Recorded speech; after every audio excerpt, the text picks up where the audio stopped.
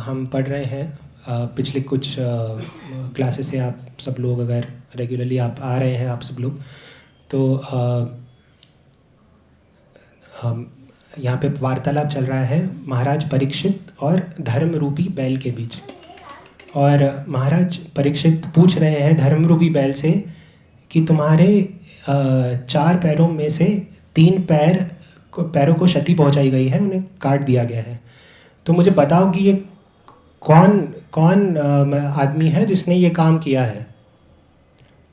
क्योंकि और इस तात्पर्य में जैसे हमने पढ़ा कि जो हमारे वैदिक काल के जो राजा थे, वो अपनी रेपुटेशन, अपने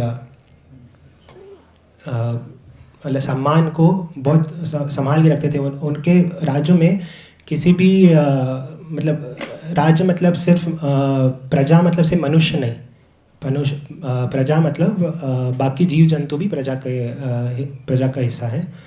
और महाराज परीक्षित कह रहे हैं कि मेरे राज्य में ऐसा कौन मनुष्य है जिसने ऐसा कृत्य किया है कि आप जैसे जो निरपराधी जीव हैं उनको क्षति पहुंचाई गई है।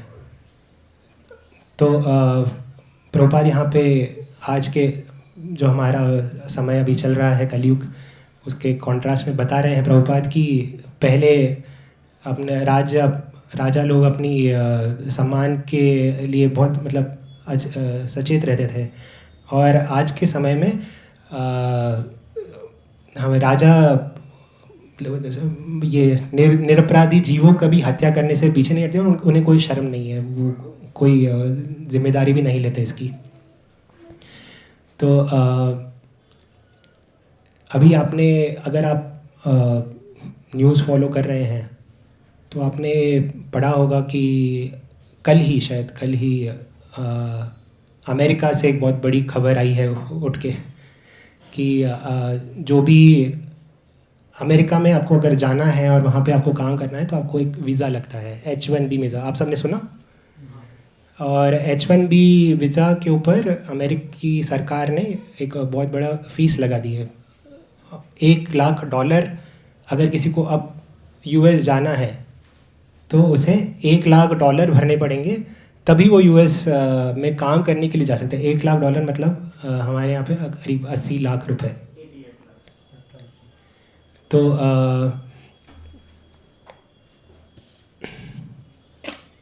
तो जो भविष्य है हमारे युवाओं का, जो हमारे जो समाज है उसकी रचना, अभी जो प्रेजेंट जो समाज है उसकी रचना ऐसी की गई कि सबकी इच्छा है कि अगर हमें अच्छा भविष्य चाहिए, उज्जवल भविष्य चाहिए, तो अमेरिका में जाके काम करेंगे तो हमारा भविष्य खूब उज्जवल रहेगा। तो अभी जो भी आपके भी कोई रिलेटिव्स होंगे जो वहाँ पे पढ़ाई करते होंगे और उन्होंने भी सपने संजोए होंगे, तो उनके लिए बहुत बड़ा धक्का है ये। तो हमें समझना है कि ऐसा क्यों हो रहा है। पहली बात तो हमारे समाज की संरचना ऐसी कैसे हो गई, और फिर ऐसी स्थितियों में हमें क्या करना चाहिए, कैसे हम भागवत और हमारे शास्त्रों से ज्ञान लें ताकि हम ऐसी स्थितियों के जो मतलब परिणाम होते हैं उनसे बच सकें। तो भगवत गीता में भगवान कहते हैं कि मैंने इस सृष्टि में 4 वर्ण और 4 आश्रम की स्थापना की है, मतलब मेरे द्वारा साबित किए गए हैं। तो वो 4 वर्ण और 4 आश्रम, 4 वर्ण हैं ब्राह्मण, क्षत्रिय, वैश्य और शूद्र। अब ब्राह्मण कौन है, कोई बता सकता है यहाँ पे? ब्राह्मण कौन, किसे कहेंगे हम ब्राह्मण? हाँ जी। और कोई बताना चाहेगा? ये तो रेगुलरली आते हैं। आपके हिसाब से ब्राह्मण कौन है? वेदों का ज्ञान देते हैं और पूजा पाठ करते हैं। उन्हीं के अनुसार अपना जीवन यापन करते हैं। हाँ, तो एक इन्होंने एक सही परिभाषा बताई, पठन पाठन यजन याचन ज्ञान प्रतिग्रह, ये एक क्वालिफिकेशन है। पर एक्चुअली ब्राह्मण वो है जिसे कहते हैं ब्रह्म जानाति इति ब्राह्मण, जिसे ब्रह्म का ज्ञान है, मतलब जिसे भगवान में पूर्णतः निष्ठा है कि भगवान मेरा मेंटेनेंस कर रहे हैं, भगवान मुझे संभाल रहे हैं, मैं बाकी लोगों पे आश्रित नहीं हूँ, उसे ब्राह्मण कहा जाता है। जिसे भगवान में पूरी निष्ठा है और वो अपना जीवन भगवान के आदर्शों के अनुरूप व्यतीत करते हैं और बाकी समाज में उसका प्रचार करते हैं, उसे पढ़ाते हैं और समाज को ऊपर उठाने का काम करते हैं। क्योंकि मनुष्य जीवन का मूल लक्ष्य है भगवत प्राप्ति। अभी मनुष्य जीवन का मूल लक्ष्य हो गया है अमेरिका जाना तो मूल लक्ष्य नहीं है, मूल लक्ष्य है भगवत प्राप्ति। और ब्राह्मण, इसलिए ब्राह्मण तपस्या लेते हुए बाकी सब कामों को छोड़कर सिर्फ इसी काम में लगे रहते हैं। पठन पाठन मतलब वेदों का पाठ करना, उसे पढ़ाना, यजन याचन यज्ञ करना, दान प्रतिग्रह, जो भी उनके पास आता है वो उसे स्वीकार करते हैं और उसे वापस से समाज में बांट देते हैं, अपने पास कुछ नहीं रखते। तो भगवत गीता से पढ़ लेते हैं गुण क्या है ब्राह्मणों के। तो 18वें अध्याय में भगवान बताते हैं,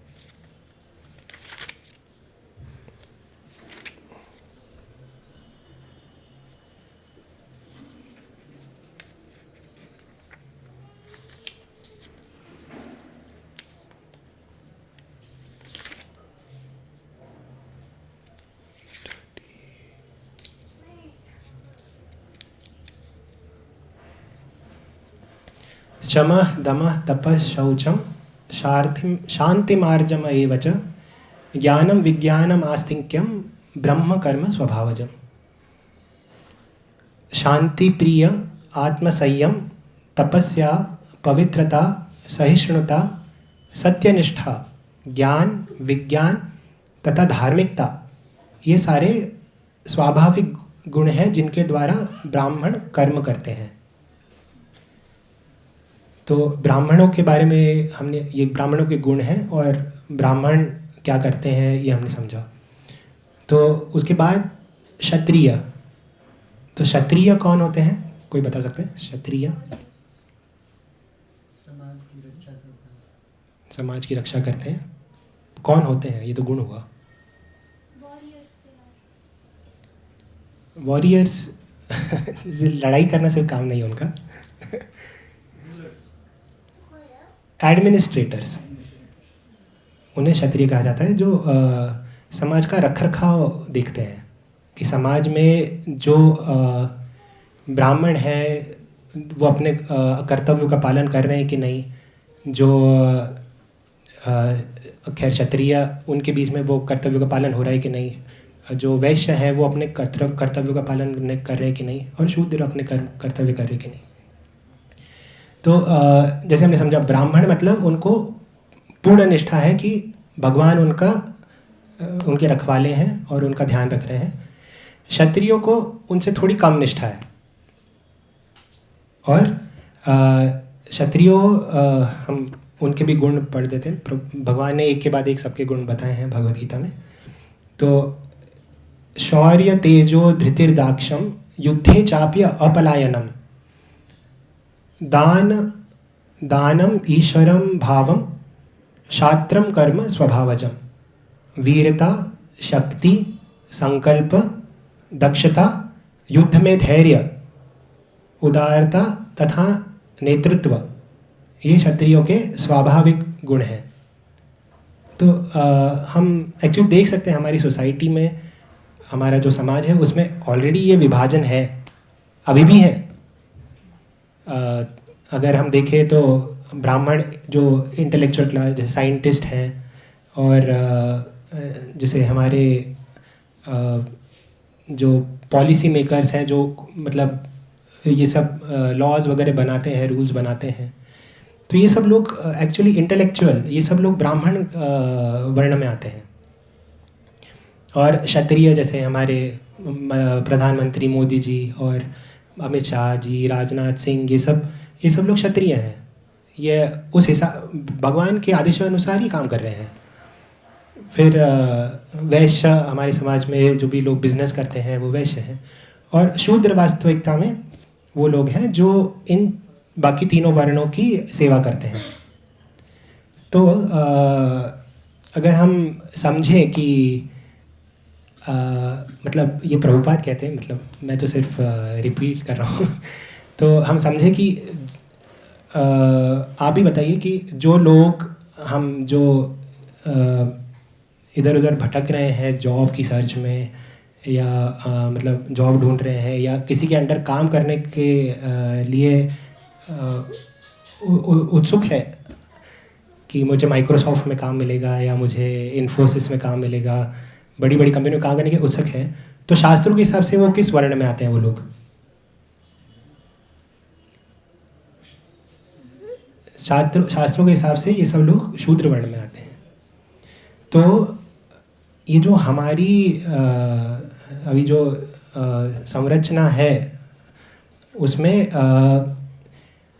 जो हमें शिक्षा प्रणाली है, तो उस समय उसमें हम सबको सिखाया जा रहा है कि हम अच्छा शूद्र कैसे बन सकें। सही है? तो हमारी शिक्षा पद्धति हमें सिखा रही है कि हम कैसे कैसे किसी के नीचे काम कर सकें बहुत अच्छी तरीके से, कि हमें बेस्ट काम मिले तो मतलब सुनने में थोड़ा ये लगता है कि थोड़ा ज़्यादा प्रभु जी आप बहुत ज़्यादा बोल रहे हैं, ऐसा तो नहीं है। पर अभी जो सामाजिक संरचना है ये वास्तविकता शास्त्र यही बता रहे हैं। तो ये जो सारी व्यवस्था ऐसी क्यों हो गई है? आपको क्यों लगता है कि अभी जो मतलब एजुकेशन है हमारा, या हमें जो भी सिखाया जा रहा है वो इस स्तर पे ऐसा क्यों आया? हाँ, गुलामी कह सकते हैं।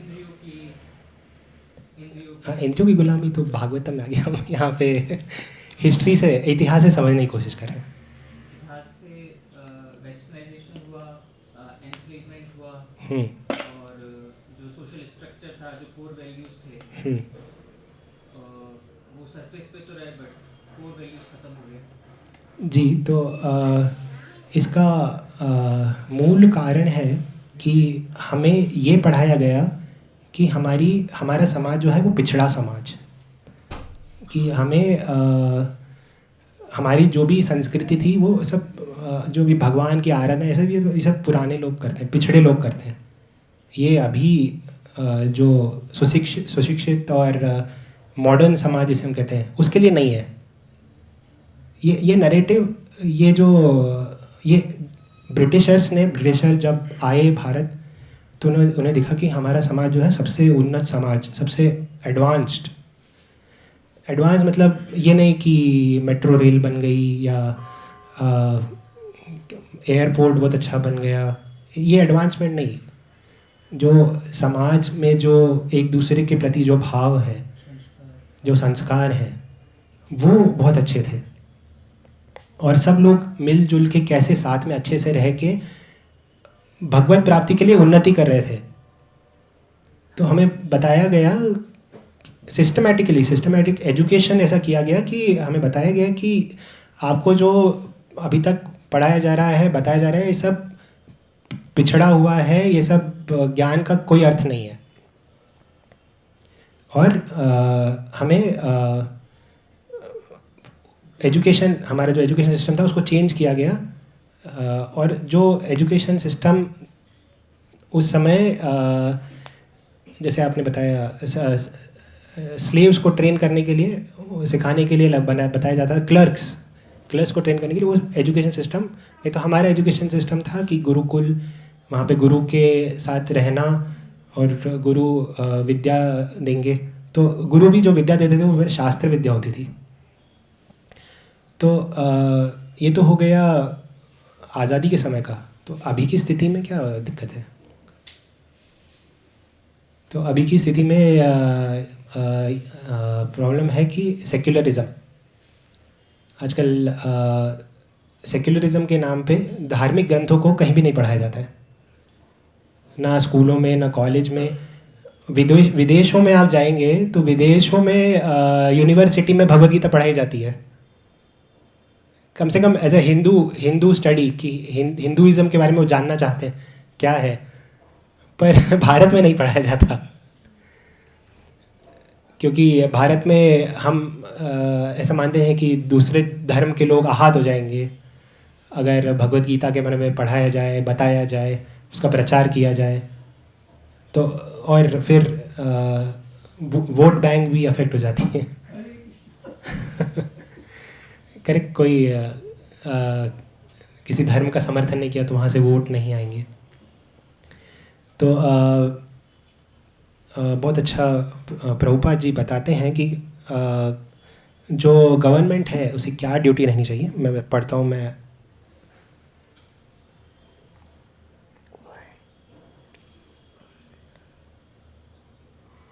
तो एक राज्य से राजदूत आए हैं, वो प्रभुपाद जी से वार्तालाप कर रहे हैं और वो इसी बात पे मतलब सरकार की क्या क्या ड्यूटीज़ होनी चाहिए।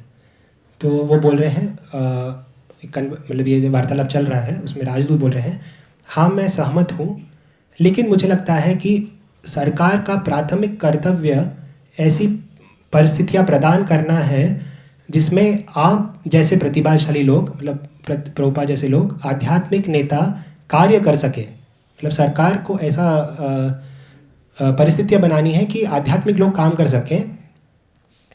अगर सरकार इसे ज़्यादा कुछ करती है तो वह विभिन्न धार्मिक समूहों को भ्रष्ट कर सकती है। मुझे लगता है कि सरकार को खेल में एक अंपायर की तरह होना चाहिए, ऐसी परिस्थितियां प्रदान करे अभिव्यक्ति की स्वतंत्रता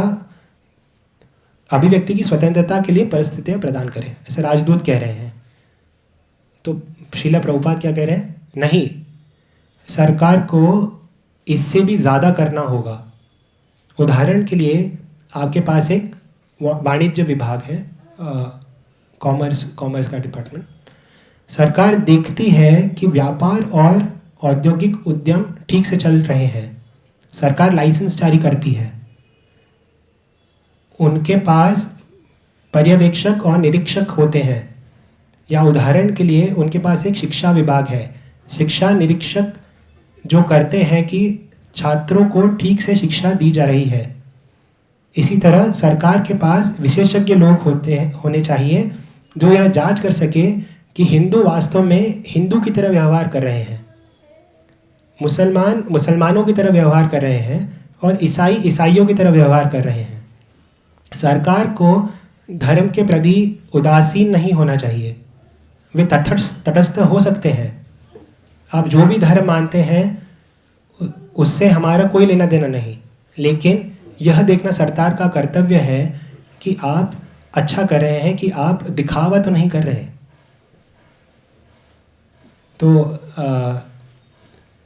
अभी भी हमारे जो समाज है उसमें हम जानते हैं और बहुत उत्क्रोश भी लोग बनाते हैं कि हम हिंदू हैं, हम मुसलमान हैं, और मतलब झगड़े पेपर पे उतर आते हैं। पर जब उनसे अगर पूछा जाए कि अच्छा आप हिंदू हैं तो आप बताइए भगवद गीता के बारे में, फिर आप मुसलमान हैं तो आप कुरान के बारे में बताइए, तो किसी को नहीं पता। तो अब ये जो अलग अलग धार्मिक समूह है, तो ये अपने नियमों का पालन कर रहे हैं, उनके जो शास्त्रों में दिए उनके नियमों का पालन कर रहे हैं, ये किसका कर्तव्य है? सरकार का कर्तव्य है। तो सरकार का कर्तव्य सिर्फ ये नहीं है कि आपको सिर्फ सुविधाएं देते रहे। एडमिनिस्ट्रेशन मतलब सरकार का कर्तव्य है कि आप वो देखें कि आपने अपने धर्मों का पालन कर रहे हैं कि नहीं, और जो सोसाइटी उसकी अर्थव्यवस्था कैसी चल रही है, लोग भगवत प्राप्ति की तरफ उन्नति कर रहे हैं कि नहीं, ये सरकार का कर्तव्य है। महाराज परीक्षित जो हम इस श्लोक में पढ़ रहे हैं, वो इतने मतलब इतने जोर लगा कि क्यों पूछ रहे हैं धर्मरूपी बैल से कि किसने तुम्हें क्षति पहुंचाई है, बताओ मुझे। क्योंकि वो देखना चाह रहे कि सारे जो उनका प्रजा है उनमें कोई आहत नहीं हो।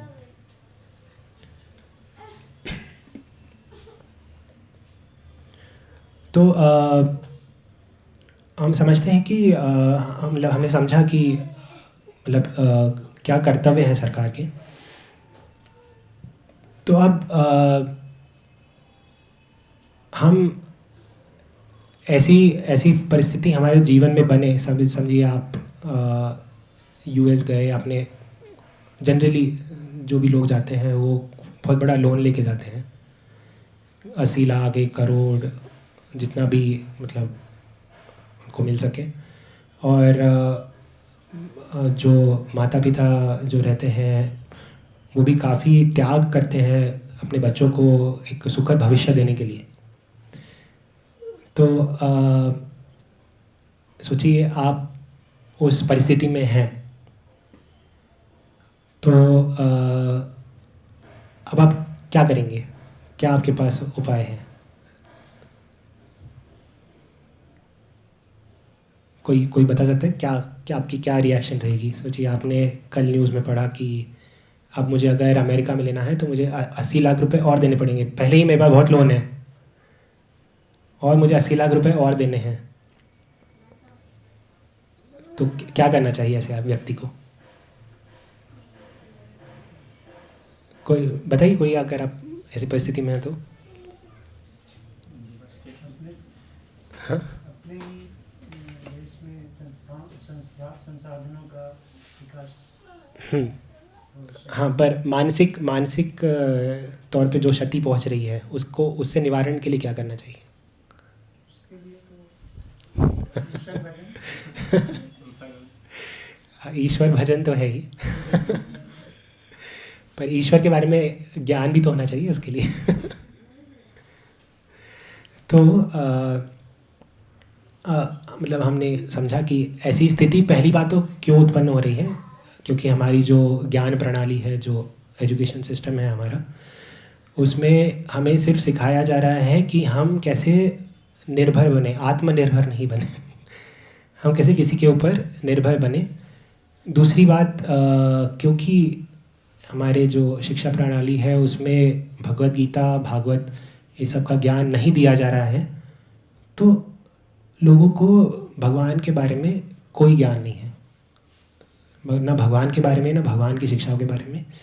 मैं एक बहुत अच्छा वीडियो देख रहा था इंस्टाग्राम पे, तो वहाँ पे मतलब बहुत अच्छे से कंपाइल किया है अलग अलग जगह का, कि अलग अलग जो मूवीज़ आती हैं उसका कंपाइलेशन किया है कि कैसे भगवान में नहीं मानते, फिर कुछ लोग भगवान में मानते ही नहीं है, फिर कुछ लोग बोलते हैं कि भगवान में मान के क्या फ़ायदा, भगवान बचाने नहीं आ रहे, तुमने देखा है भगवान को मैंने तो नहीं देखा। फिर एक और बहुत अच्छा डायलॉग था कि हम लोग भगवान को तो खूब मानते हैं पर भगवान की हम एक नहीं मानते तो जो वास्तविक में जो सिचुएशन है उसे मतलब अगर बाहर निकलना है तो सही मार्ग यही है कि हम भगवान की तरफ अपने कदम बढ़ाएं। अब मतलब ऐसी परिस्थिति में किसी को ये बात समझाना काफ़ी कठिन हो सकता है कि तुम हरे कृष्णा जप करो सब ठीक हो जाएगा। पर हमें समझना है कि कैसे ठीक हो जाएगा। क्या हरे कृष्णा जप करने से वास्तविक में सब कुछ ठीक हो जाता है? आप सब लोग, कई लोग करते होंगे हरे कृष्णा जप, तो आपके जीवन में कोई प्रॉब्लम नहीं है या है अभी भी प्रॉब्लम्स? तो कैसे ठीक हो जाता है हरे कृष्णा जप करने से सब कुछ? सत्संग। हाँ, सत्संग है। अब हरे कृष्णा जब तो अकेले करना है। उसके हम साथ इस में परिस्थिति में आते हैं कि भगवान कहते हैं दुखालयम अशाश्वतम। हाँ, दुखालयम तो है। अभी भगवान बोले हैं दुखालयम है, पर सुखालयम भी है। मंदिर में सुखालय है ना, मंदिर में कहाँ दुख है? तो सबसे पहली बात, क्योंकि हम सब समझ रहे हैं कि मैं शरीर हूँ, मैं आत्मा नहीं हूँ, ये ज्ञान नहीं है।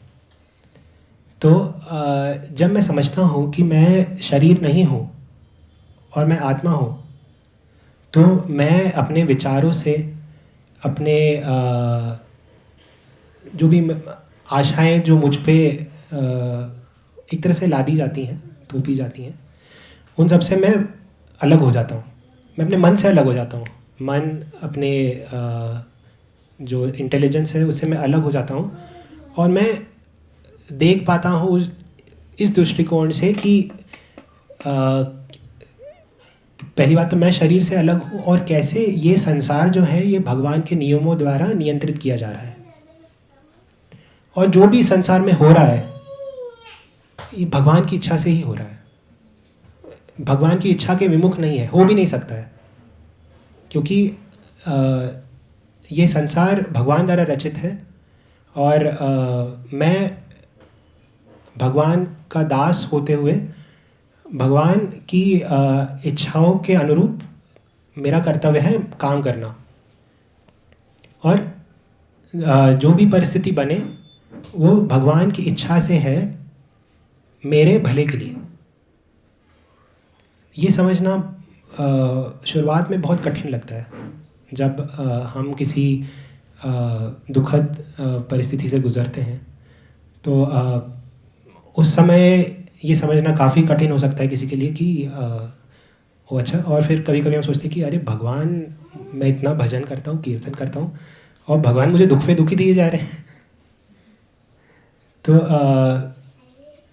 जब हम भगवान की शरण लेते हैं, जब जैसा हमें प्रभुपाद ने सिखाया, जब हम भगवान की शरण लेते हैं तो भगवान अगर हम, प्रभुपाद कह रहे हैं कि अगर हम भगवान का एक बार भी नाम लेते हैं तो भगवान इतने कृतज्ञ हो जाते हैं हमसे कि बोलते हैं कि इसने मेरा एक बार नाम लिया है, मैं इसकी रक्षा करूँगा।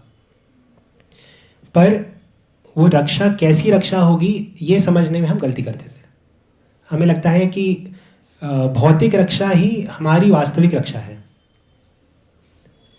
अगर हमें भौतिक संसाधन मिल जाए, धन मिल जाए, तो हम वास्तविक रक्षा हमारी वो है। तो इसका एग्ज़ाम्पल आप देख सकते हैं। थोड़े साल पहले अपने न्यूज़ पढ़ी होगी कि चेन्नई में, तो तमिलनाडु में अकाल पड़ा था, तमिलनाडु में, और वहाँ पे ट्रेन द्वारा पानी भेजा जा रहा था। करीब दो तीन साल या 4 साल पहले की खबर है। और जो भी, मतलब चाहे उनके पास पैसे हो या ना हो, सब लोग खूब त्रस्त थे। तो आप देखिए कि अगर, मतलब जनरली लोग आर्ग्यू करते हैं कि भगवान नहीं है, या कैसे भगवान चला रहे हैं, हम चला रहे हैं, हमारी वजह से चल रहा है। तो अगर भगवान थोड़े समय के लिए भी बारिश बंद कर दें तो इस जग की स्थिति कितनी भयानक हो जाती है कि हम थोड़े दिन भी नहीं रह सकते। तो ये ऐसा चिंतन मनन सतत करते रहने से हमें निष्ठा, हमारे अंदर निष्ठा बनती है कि वास्तविक भगवान, पहली बात तो भगवान है, मंदिर आते रहने से, भागवत सुनने से हमें निष्ठा बनती है कि भगवान वास्तविक हैं, और फिर इन ग्रंथों का अध्ययन करने से, प्रभुपाद की वाणी सुनने से हमारी निष्ठा और स्ट्रॉन्ग होती जाती है, बलशाली होती जाती है। और उससे फिर जब ऐसे प्रसंग हमारे जीवन में आते हैं, जैसे हमने देखा कि अभी अभी प्रैक्टिकली उनका भविष्य अंधकार में है, उन्हें जो भी है सब छोड़ छाड़ के वापस आना पड़ेगा अगर वो 80 लाख रुपए नहीं दे सकते तो, बाहर जो यूएस में जो छात्र हैं। तो ऐसे समय में हमें अंदर से शक्ति मिलती है, और हमारा विश्वास बनता है कि भगवान की इच्छा से हो रहा है, और भगवान की इच्छा से सब ठीक ही होगा। पर ये तो पर्सनल लेवल पे हो गया। अभी जो सोसाइटी लेवल पे इसको कैसे देखा जाए, कि कैसे ठीक किया जाए, कैसे इससे मतलब क्या कहते हैं, इसे कैसे डील करें हम इससे, इस परिस्थिति से। तो जैसे हमने समझा कि ज्ञान की कमी है लोगों में, शिक्षा की कमी है। तो ये शिक्षा, आप पहली बात तो आप सब लोग जो यहाँ बैठे हैं, जो आज सुन रहे हैं, आपको इसका प्रचार करना है। आप भगवान की कृपा से आज मंदिर आ पाए हैं, और आप भगवान की कृपा से इस सत्संग में बैठे हैं, और आप ये जब सुन रहे हैं तो बाहर हज़ारों करोड़ों लोग हैं जिनको इस बारे में कुछ भी नहीं पता है। तो ये हमारा कर्तव्य है कि हम इस ज्ञान को ज़्यादा से ज़्यादा लोगों तक पहुँचाएं। चैतन्य महाप्रभु कह के गए हैं, भारत भूमिले मनुष्य जन्म हैला यार, जन्म सार्थक करो परोपकार। मतलब जिन लोगों ने भारत भूमि में जन्म लिया है, तो उनका पहला कर्तव्य है कि वो अपना जन्म सार्थक करें, और उसके बाद परोपकार करें। तो भारत में जिन भी लोगों ने जन्म लिया है, हम सब लोग बहुत भाग्यशाली हैं। हमने बचपन से कहीं ना कहीं पे तो भगवान के बारे में कुछ ना कुछ तो सुना है। तो हमारी बहुत जल्दी जब भगवान के बारे में कहीं कीर्तन होता है, भजन होता है, तो या सत्संग होता है, तो हमारी आस्था बहुत जल्दी बन जाती है। जबकि आप पाश्चात्य देशों में जाओगे तो ऐसा नहीं है। वहाँ पे किसी ने नहीं सुना कौन कृष्णा, कौन भगवान शिव, या कौन बाकी देवता, उन्हें कुछ नहीं पता। तो उनकी आस्था बनने में एक्चुअली उनको ज़्यादा टाइम लगता है। जब प्रभुपाद जी अमेरिका गए, तो प्रभुपाद जी कहते कि मुझे एक एक आदमी को भगवान के बारे में बताने के लिए और इस कृष्ण भावनामृत में लाने के लिए खूब खून जलाना पड़ता है। तो हमें पहली बात, हम अपना भाग्य समझना है, और दूसरों को शिक्षित करना है कि वो अपने मनुष्य जीवन को व्यर्थ न गंवाएं। तो मैंने बताया कि मनुष्य जीवन का मेन लक्ष्य क्या है? भगवत प्राप्ति, ना कि अमेरिका जाना। तो भगवत प्राप्ति के लिए हम अभी जहाँ पे हैं, जिस स्थिति में है भारत भूमि में, ये सबसे अनुकूल स्थिति है। वो भी आप सब भारत में बेंगलुरु में है, बेंगलुरु में इस्कॉन बेंगलुरु में है, तो ये तो सबसे ज़्यादा अनुकूल स्थिति है। क्योंकि यहाँ पे प्रभुपाद की शिक्षाओं को, जो शुद्ध शिक्षाएं हैं प्रभुपाद की, उन्हें एज इट इज़ बताया जा रहा है, यथार्थ रूप में। ऐसा ज्ञान एक्चुअली एक कहानी आपने सुनी होगी कि एक ऋषि थे, मुझे नाम नहीं याद आ रहा है, तो उनसे पूछा गया कि कौन सर्वोत्तम है, उच्चतम है, ब्रह्मा, विष्णु या शिव जी? तो कहने का तात्पर्य ये है कि बड़े बड़े ऋषि मुनियों को नहीं पता रहता है कि कौन सर्वोच्च है, और हमें यहाँ पे अब बच्चे से भी पूछेंगे तो बच्चा भी बताएगा कि Krishna is the supreme personality of God head, Krishna भगवान है। तो ये हम सबका भाग्य है। तो हमारा ये कर्तव्य है हम सबका कि हम ये भाग्य को बाकी सब लोगों तक पहुँचाएं। तो अब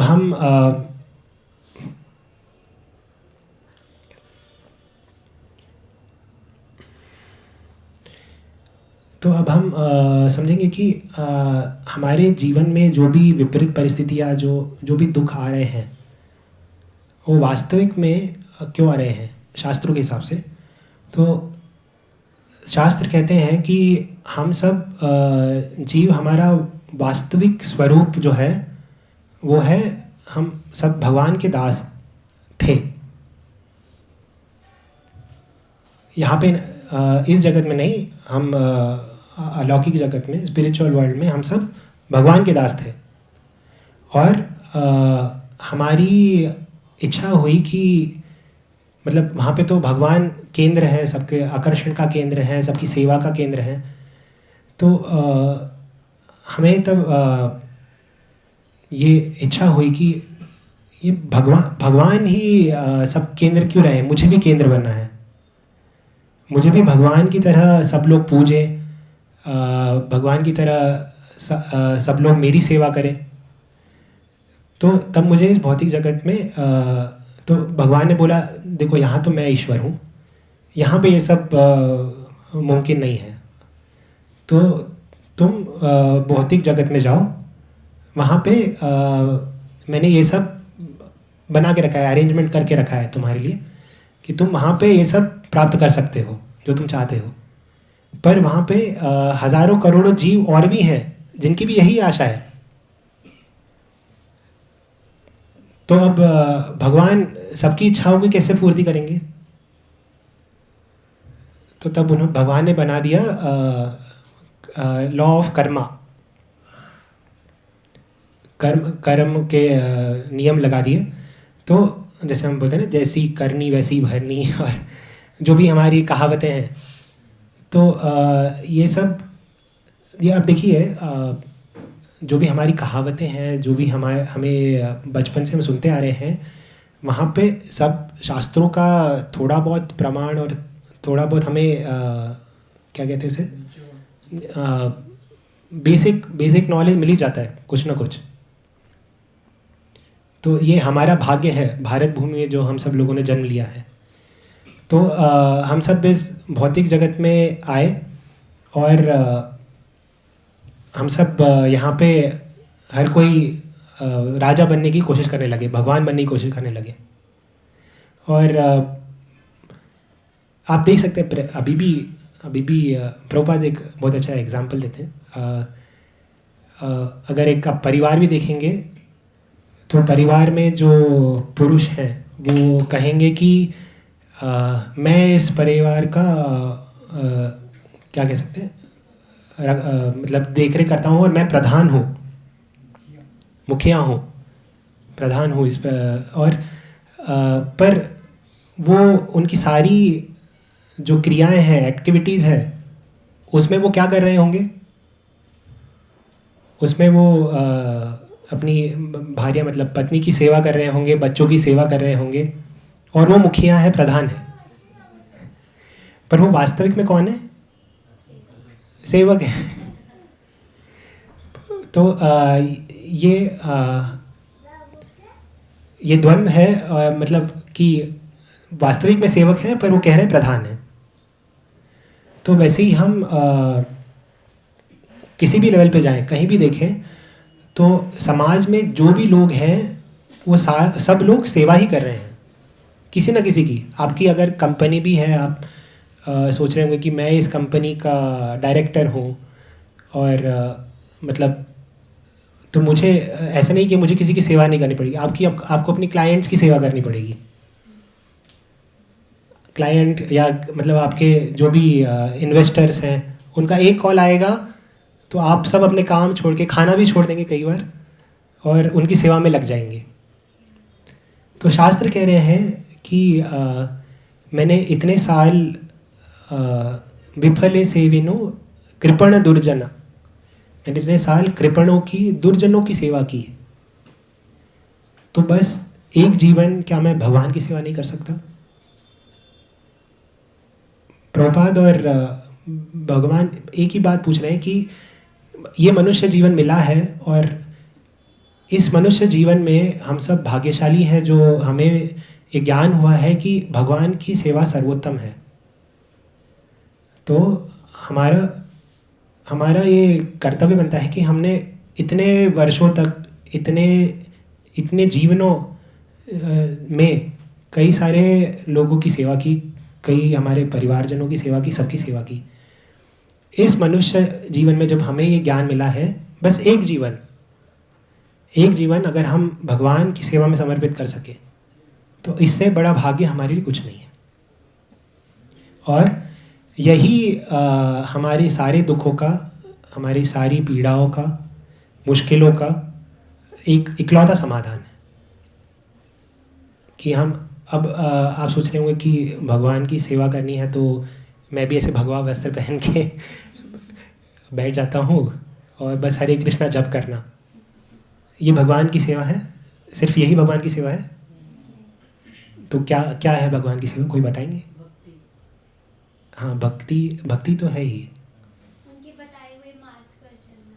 हाँ, उनके बताए हुए मार्ग पर चलना। कैसे चल सकते हैं? By reading Vedic books, हाँ, okay. taking shelter of the masters. हाँ, और कोई बताना चाहेंगे? हाँ, कृष्णदास तो है ही, नित्य भी है, बस अभी ज्ञान ढका हुआ है। उनका प्रचार और प्रसार करना। हाँ, प्रचार प्रसार कर सकते हैं और जप कर सकते हैं। सारे उत्तर सही हैं, पर जैसा मैंने बताया कि इसके लिए आपको आपकी स्थिति को बदलने की ज़रूरत नहीं है। ब्रह्मा जी भागवत में बता रहे हैं, जब आपने अगर चैतन्य चरितामृता पढ़ी है तो रामानंद राय और चैतन्य महाप्रभु के बीच में संवाद है और उसमें चैतन्य महाप्रभु रामानंद राय जी से पूछ रहे हैं कि सबसे उच्चतम क्या है। तो रामानंद राय जी अलग अलग, जैसे हमने यहाँ पे वर्णों की बात की तो वो बताते हैं, एक बहुत अच्छा श्लोक है, वर्णाश्रम आचवरतात् पुरुषेण परपुमान् विष्णु आराध्यते पंथा नान्यत् तद्दोष कारणम। ये एक जवाब था रामानंद राय जी का कि जो सोसाइटी है उसको वर्णों और आश्रमों के हिसाब से विभाजन किया जाए और उन वर्णों और आश्रमों का लक्ष्य है भगवान की सेवा करना। तो उनका संवाद चल रहा है और रामानंद राय जी चैतन्य महाप्रभु पूछे जा रहे और उच्चतम बताओ, और ऊंचा बताओ इससे। तो आखिरी में जब चैतन्य महाप्रभु संतुष्ट हुए, वे कब हुए? वो बोले कि जब हम स्थाने स्थिता श्रुतिगताम तनुवान मनोभी, आप जिस भी स्थिति में हैं आप भगवान के बारे में सुनिए। श्रुतिगताम तनुवान मनोभी ये प्रयासे अजित जितोपि तैशम त्रैस्ति लोक्यम। बस भगवान के बारे में सुनने से आप भगवान को पा सकते हैं। तो हमने शुरुआत में भी श्लोक पढ़ा, नित्यम भागवत सेवया, वो ऐसा नहीं लिखा था, संडे भागवतम सेवया, नित्यम भागवत सेवया। तो हमें ये भागवतम रोज सुननी है। आपके मोबाइल पे आजकल तो बहुत सुविधाएं अवेलेबल हैं। आप अपने मोबाइल पे प्रभुपाद जी का लेक्चर खोलिए, यूट्यूब खोलिए, इंग्लिश नहीं समझ में आती तो हिंदी में खोलिए। हमारा चैनल है इस्कॉन बैंगलोर का हिंदी चैनल, फिर एक और हरे कृष्णा संघा करके अहमदाबाद का चैनल है, उसमें बहुत सुंदर व्याख्याएँ और एग्जाम्पल के साथ समझाया जाता है। अभी अहमदाबाद का जब बोले ना, उसमें आता है सुबह, दोपहर को, रात में। हाँ ऑनलाइन। हाँ, बहुत अच्छा। तो आप सुनती हैं? हाँ, बहुत अच्छा। तो हमें ऐसा क्यों करना है? क्योंकि ये कलयुग है और कलयुग में हम सब बहुत अभाग्यशाली हैं। शास्त्रों के हिसाब से हम सब बहुत अभाग्यशाली हैं और हमें जो भी मतलब संरचना है उस समाज की, उसके हिसाब से हमें भगवान का ज्ञान नहीं है और हमारे पास समय बहुत कम है। अभी हम सोच रहे होंगे कि अभी तो बहुत जीवन बचा है, तो वास्तविकता वो नहीं है। हमारा जीवन कभी भी ख़त्म हो सकता है। आज आप मंदिर में हैं, कल सुबह कहीं बाहर जा रहे हैं, कहीं भी एक्सीडेंट कुछ भी हो सकता है। तो हमें भगवान के बारे में सुन के भगवान को हमारे मन और हृदय में बसाना है। और जब हम सत्पुरुषों से, प्रभुपाद जैसे महापुरुषों से ये सब सुनते हैं, तो उनकी जो श्रद्धा है भगवान के प्रति, भगवान के में जो उनकी आसक्ति है, वो हमारे मन और हृदय में उतर जाती है और उससे हमारे चित्त में जब भगवान बस जाते हैं तो हम हमेशा उनका ध्यान रख सकते हैं। और जब भगवान हमेशा, जैसे भगवान का हमेशा ध्यान रखा तो भगवान हमेशा हमारे साथ रहेंगे और हम किसी भी मुश्किल परिस्थिति से बाहर आ सकते हैं बहुत आसानी से। ग्रंथराज श्रीमद् भागवतम की, विश्व गुरु श्रील प्रभुपाद की, हिताय गौर प्रेमानंदे।